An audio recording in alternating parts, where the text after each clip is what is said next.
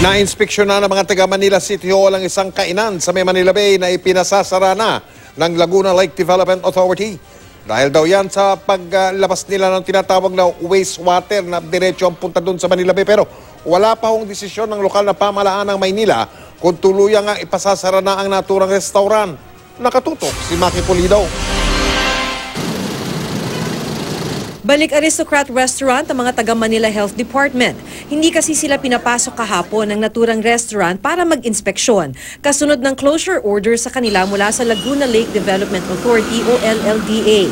Kanina may hawak na silang dokumentong inuutos ng Manila City Hall Administrator ang inspeksyon. May routine inspections naman daw silang ginagawa noon at may ipinapakita namang dokumento ang Aristocrat na konektado sila sa sewerage facility.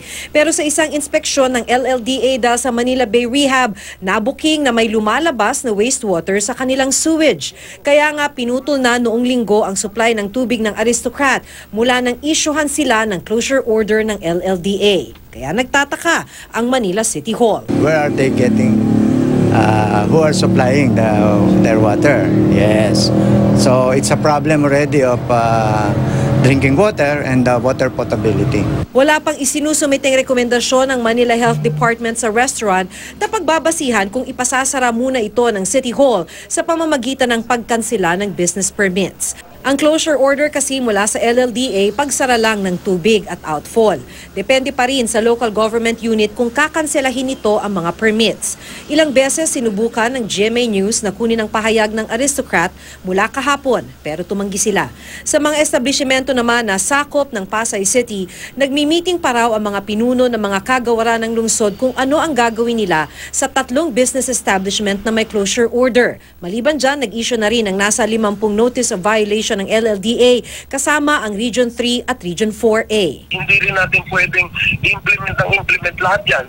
At sila naman, hindi naman mag-come up ng mitigation.